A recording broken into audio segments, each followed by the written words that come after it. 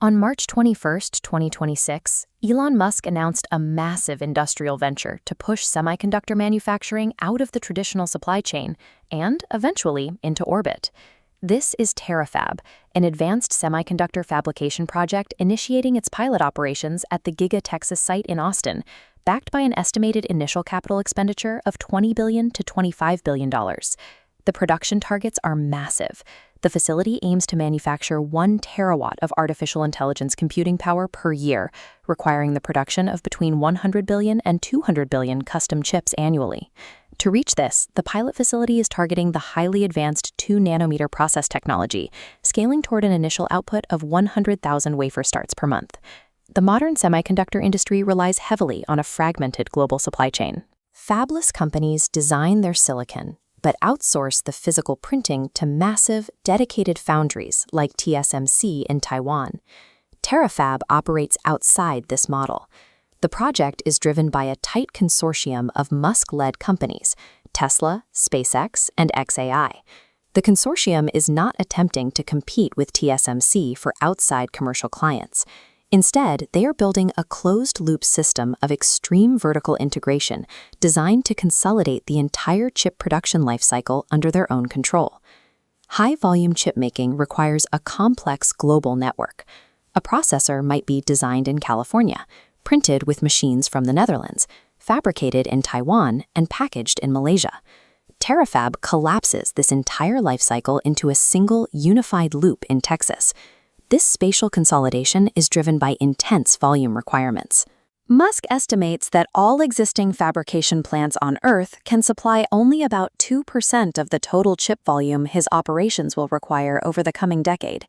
Funding a $20 billion factory usually carries the immense risk of securing enough buyers to ensure profitability.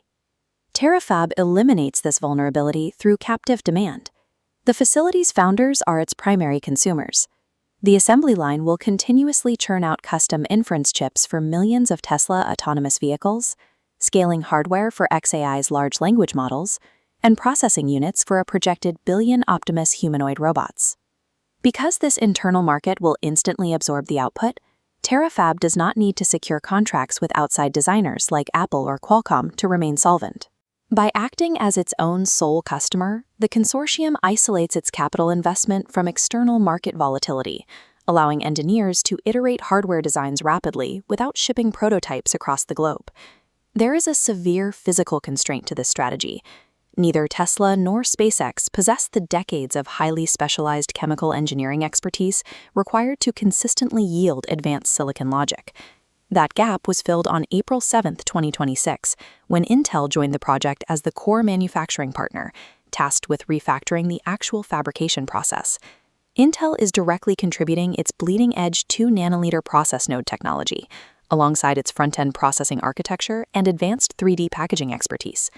Rather than spending years and billions of dollars attempting to invent a cutting-edge fabrication process from scratch, Terafab leverages Intel's architecture to bypass the learning curve of high-volume manufacturing.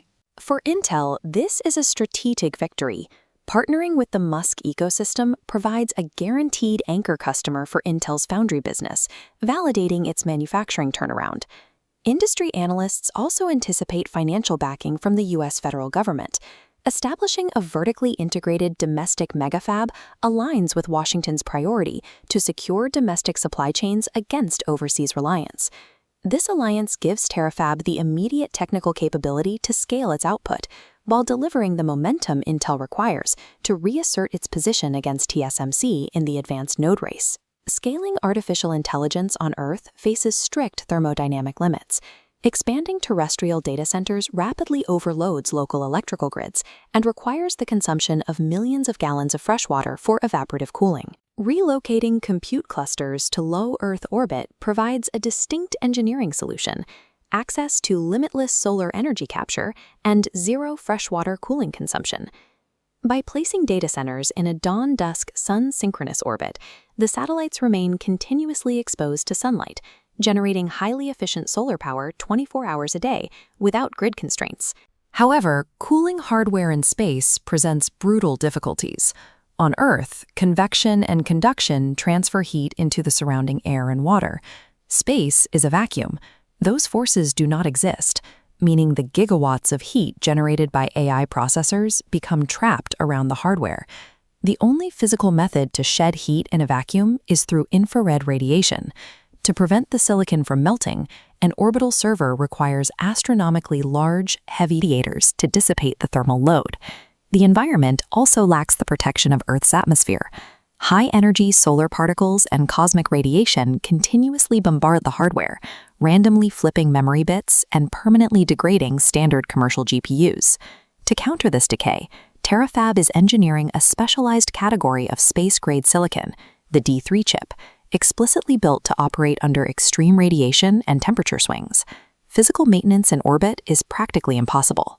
If a component fails, there is no technician to replace it. Systems must launch with double or triple the necessary components just to account for unfixable hardware deaths. Furthermore, aerospace experts warn that the carbon emissions required to launch thousands of tons of servers into orbit could negate the environmental benefits of saving Earth's water and power resources. While orbit offers an uninterrupted power supply, execution relies entirely on whether engineers can solve the severe physics of thermal radiation shielding and hardware decay. Microscale space compute is already active. In late 2025, startups like StarCloud successfully launched early orbital compute nodes, training small large language models directly in space. The barrier to scaling this infrastructure is financial. Processing data in space currently costs roughly 3 times more per watt than operating a standard terrestrial data center.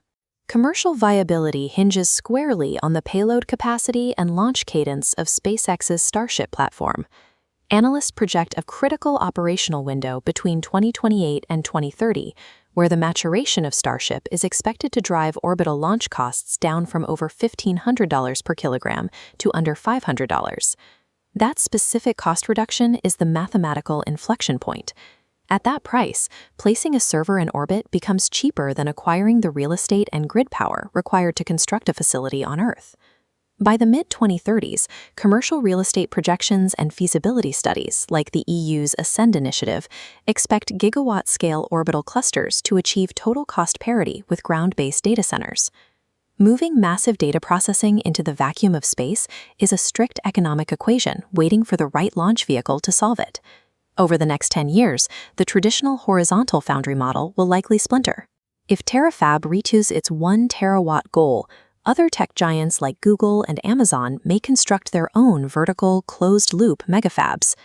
Simultaneously, the base physical architecture is changing. Moving data using pulses of light rather than electrical currents will become the standard for large clusters, drastically lowering thermal output and power draw. As shrinking transistors below 2 nanometers becomes exponentially more difficult, the new metric for compute power relies heavily on advanced 3D packaging, the ability to densely stack logic and memory vertically. Geopolitical tensions are also driving a structural bifurcation of the global supply chain.